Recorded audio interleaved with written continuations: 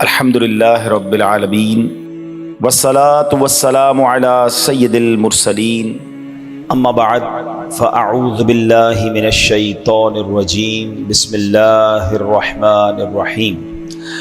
پڑھیے الصلاة والسلام علیک یا رسول اللہ وعلی آلک واصحابک یا حبیب اللہ۔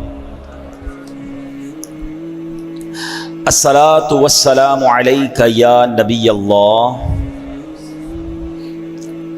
وعلی آلک واصحابک یا نور اللہ۔ درود پاک پڑھنے کے بے شمار فضائل و برکات ہیں۔ سرکار دو عالم علیہ الصلوۃ والسلام کا فرمان صلاتکم علی محرزۃ لدعائکم ومرضات لربکم وزکاۃ لاعمالکم۔ اللہ کے نبی فرماتے ہیں تمہارا مجھ پر درود پاک پڑھنا تمہاری دعاؤں کی حفاظت کرنے والا اور تمہارے رب کی رضا کا باعث اور تمہارے اعمال کی پاکیزگی کا سبب ہے۔ ایک درود ہے، اب بلیسنگز اور بینیفٹس کتنے ہیں کہ فرمایا دعاؤں کی حفاظت کرنے والا ہے درود پاک، اللہ کو راضی کرنے والا ہے اور اعمال کی پاکیزگی کا سبب ہے۔ تو پھر کیوں نہ ہم کثرت سے درود پاک پڑھتے رہا کریں۔ برسے گی رحمت شہ ابرار بالیقین، برسے گی رحمت شہ ابرار بالیقین، مٹ جائے گا گناہوں کا کاجل درود پڑھ، عشق نبی میں جھوم کے پڑھتے رہو مدام، گرچہ کوئی کہے تجھے پاگل درود پڑھ، دنیا کی الجھنوں سے ملے گی تجھے نجات، گر چاہیے نجات مسلسل درود پڑھ۔ تو آئیے مل کر محبت کے ساتھ درود پاک پڑھ لیں۔ صلو علی الحبیب صلی اللہ تعالی علی محمد صلی اللہ علیہ وآلہ وسلم۔ الحمدللہ ہم قرآن پاک کی کچھ آیتوں کو سنتے ہیں اور ان آیتوں سے ملنے والا میسج سمجھنے کی کوشش کرتے ہیں۔ آج قرآن پاک کا پارہ ہے 11 سورہ یونس، آیت نمبر 87 کی تلاوت سنیں گے اور اس کے تحت کچھ میسج آف قرآن انڈرسٹینڈ کرنے کی کوشش کریں گے۔ اللہ قرآن میں ارشاد فرماتا ہے وَأَوْحَيْنَا إِلَى مُوسَى وَأَخِيهِ أَن تَبَوَّآ لِقَوْمِكُمَا بِمِصْرَ بُيُوتًا وَاجْعَلُوا بُيُوتَكُمْ قِبْلَةً وَأَقِيمُوا الصَّلَاةَ وَبَشِّرِ الْمُؤْمِنِينَ۔ یہ ایک ایسی کمال کی آیت ہے کہ اس آیت میں ہم سب کو اپنے گھر کا انوائرمنٹ کیسا رکھنا ہے وہ گائیڈ کیا گیا ہے۔ آج گھر کی ڈیزائننگ کیسی ہو، گھر کی کلر اسکیم کیسی ہو، گھر کا فرنیچر کیسا ہو، ایمبیانس کیسا ہو، ایلیویشن کیسا ہو، اس پر بہت ڈسکس ہوتی ہے۔ گھر کے اندر ماحول کیسا ہو، گھر والوں کا آپس میں انٹریکشن کیسا ہو، ہماری شریعت ہمارا قرآن ہم سے کیا چاہتا ہے۔ Actually this is today's topic, ٹھیک ہے۔ اب ذرا پہلے اس کا ترجمہ سن لیجئے۔ اللہ قرآن مجید میں ارشاد فرماتا ہے، آسان ترجمہ قرآن کنز العرفان، اور ہم نے موسیٰ اور اس کے بھائی کو وحی بھیجی کہ مصر میں اپنی قوم کے لیے مکانات بناؤ اور اپنے گھروں کو نماز کی جگہ بناؤ اور نماز قائم رکھو اور مسلمانوں کو خوشخبری سناؤ۔ سبحان اللہ۔ تو پتہ چلا کہ یہ قرآن نے جو حضرت موسیٰ علیہ السلام کو اللہ کا کریم نے جو سمجھیے آرڈر دیا یا اس کی گائیڈ لائن دی وہ کیا ہے، انشاءاللہ اس کو ہم سمجھتے ہیں۔ پہلے ایک بات سمجھ لیجئے کہ اللہ کریم کی ہمارے پاس ہم پر کروڑوں نعمتیں ہیں، ایک اہم ترین نعمت ہمارا گھر بھی ہے۔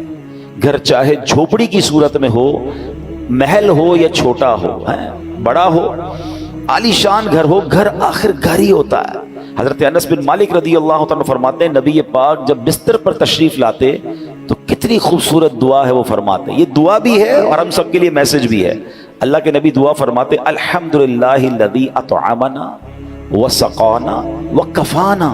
ترجمہ کیا ہے؟ سب تعریفیں اللہ پاک کے لیے ہیں جس نے ہمیں کھلایا پلایا، ہماری ضرورت پوری فرمائی اور ہمیں ٹھکانہ عطا فرمایا۔ کتنے ایسے ہیں جن کے پاس بقدر کفایت اسباب نہیں، کتنے ایسے ہیں کہ جن کا کوئی گھر نہیں ہے۔ یہ گھر ملنا، بلے آپ کرائے کے گھر میں رہتے ہیں، کہیں بھی رہتے، چھت ہے نا، یہ بہت بڑی نعمت ہے۔ آج بھی کتنے لوگ ہیں جو بے گھر ہیں، فٹ پاتھ پہ سوتے ہیں۔ کیا ہم نے اس بات پر کبھی اللہ کا شکر ادا کیا کہ اللہ تو نے ہمیں گھر دیا ہے؟ ہمیں بے گھر نہیں بنایا. گھر بہت بڑی نعمت ہے. کچھ لوگ جو ٹریول کرتے ہیں میری بات جلدی سمجھ جائیں گے, ہم دنیا بھر میں ٹریول کر لیں, آپ پنجاب جائیں, پاکستان کے کسی شہر جائیں, یا دنیا میں کہیں ٹریول کریں, جن کو اللہ نے نوازا ہے وہ 5 اسٹار ہوٹل میں رہیں, بہترین گھروں میں رہیں, مگر جو لطف اور سکون اپنے گھر آ کر ایک انسان کی فیلنگ بنتی ہے کہ میں اب اپنے گھر میں ہوں, بے شک وہ گھر چھوٹا سا ہو, چھوٹا سا بستر کیوں نہ ہو, وہ کہتے ہیں نا جیسی نیند اپنے بستر پر آتی ہے وہ دنیا میں آپ کو کسی بھی لگژری گھر پہ بھی یا کسی بھی نرم بستر پر نہیں آتی. ایسا ہی ہے, یہ نعمت ہے. اپنے گھر میں آ کر بندہ ایک سیکیورٹی فیل کرتا ہے. اب ذرا اس بات کو سمجھیے کہ اللہ کریم نے ہم پر احسان کتنے کیے ہیں. اس دنیا میں کتنے جانور, موذی کیڑے, سانپ, بچھو, شیر جو انسانوں کو تکلیف پہنچانے والے ہیں, اگر وہ ہمارے گھروں کی طرف, ہمارے محلوں میں آ جائیں تو کتنا بڑا مشکل ہو جائے گی, گھر سے نکلنا مشکل ہو جائے گا نا. مگر کوئی تو ہے نا جس نے ان سب کو ہماری آبادیوں سے روک رکھا ہے. رائٹ لیفٹ کئی جگہوں پر یہ جانور پائے جاتے ہیں, آس پاس جنگلات ہیں شہروں کے آس پاس, مگر وہ آبادیوں کی طرف نہیں آتے. یہ اللہ کریم ہے جس نے ان آفتوں, بلاؤں, ان مشکلوں کو ہمارے گھروں سے, ہماری سوسائٹی سے روکا ہوا ہے. ہم اپنے گھروں میں سکون پاتے ہیں, مگر کیا کبھی اس سکون کا شکر ادا کیا ہے؟ نبی پاک کی اس دعا کا ایک جو چھوٹا سا حصہ ہے نا, اس کو بار بار پڑھتے رہا کریں. الحمدللہ الذی کفانا و آوانا, مل کر پڑھ لیں, الحمدللہ الذی کفانا و آوانا. اس کا معنی کیا ہے؟ تمام تعریفیں اس اللہ کے لیے ہیں جو جس نے ہماری ضروریات پوری فرمائی اور ہمیں ٹھکانہ عطا فرمایا. ہم اللہ سے دعا کرتے ہیں, اللہ ہمیں اپنے گھر میں اور برکت نصیب فرما, ہمارے گھر میں ہماری حفاظت فرما, ہمارے گھر والوں پر رحمت کی نظر فرما. اے اللہ دنیا میں ٹھکانہ دیا ہے, جنت میں بھی ٹھکانہ عطا فرما. شکر ادا کرو گے نا, کہتے ہیں نا لئن شکرتم لازیدنکم, تم میرا شکر ادا کرو گے میں تمہیں اور عطا کروں گا. جو بڑے بڑے گھروں میں رہ کر بھی کچھ لوگ ناشکرے ہیں اور کچھ چھوٹے سے بستر پر سو کر بھی اللہ کا شکر ادا کر رہے ہیں. کمال تو یہ ہے نا کہ شکر زبان پر ہو, شکوہ نہیں ہونا چاہیے.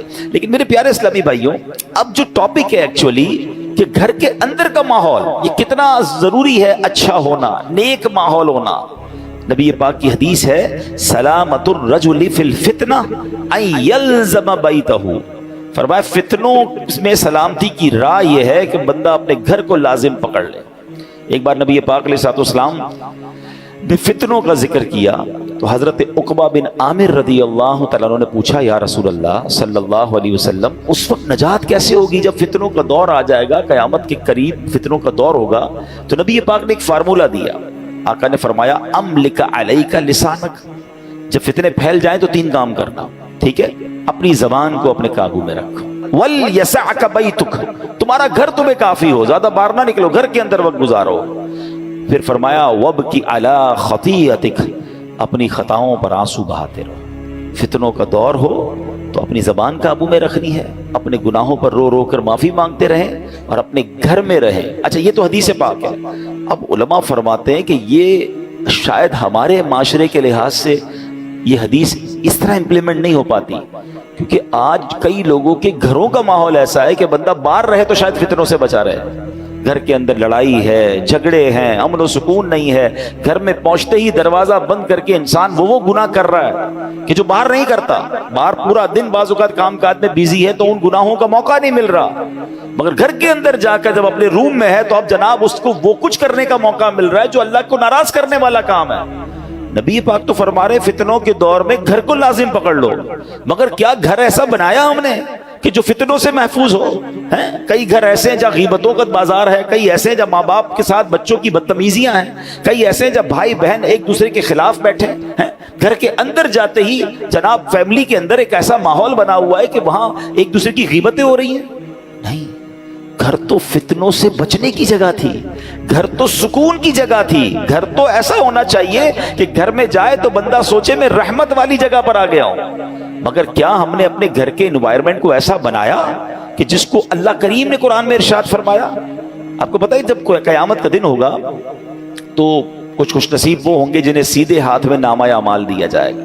ہم اللہ سے دعا کرتے ہیں کہ ان خوش نصیبوں میں ہمیں بھی شامل فرمائے. مگر کچھ مجرم وہ ہوں گے جن سے رب ناراض ہوگا, اس کو اس کے الٹے ہاتھ میں پیٹھ پیچھے اس کو نامہ اعمال دیا جائے گا, اور یہ بندہ اس دن موت مانگے گا مگر اسے موت ملے گی نہیں. پھر اسے جہنم کی بھڑکتی ہوئی آگ میں ڈال دیا جائے گا۔ اس شخص کا جرم پتہ ہے کیا ہوگا؟ قرآن کہتا ہے اِنَّهُ كَانَ فِي أَهْلِهِ مَسْرُورًا، یعنی بے شک وہ اپنے گھر والوں میں خوش تھا، گھر والوں میں خوش تھا، یہ جرم تھا۔ اس کی تفسیر میں علماء نے فرمایا کہ اپنے گھر والوں کے ساتھ گھر کے اندر خواہشوں، شہوتوں، غرور و تکبر میں مبتلا رہتا تھا، گھریلو خوشیوں میں ایسا مگن تھا کہ آخرت کو بھول چکا تھا۔ لہٰذا نہ خود اس نے اچھے عمل کیے، نہ گھر والوں کو اچھے اعمال کی ترغیب دلائی، یوں ہی گناہوں میں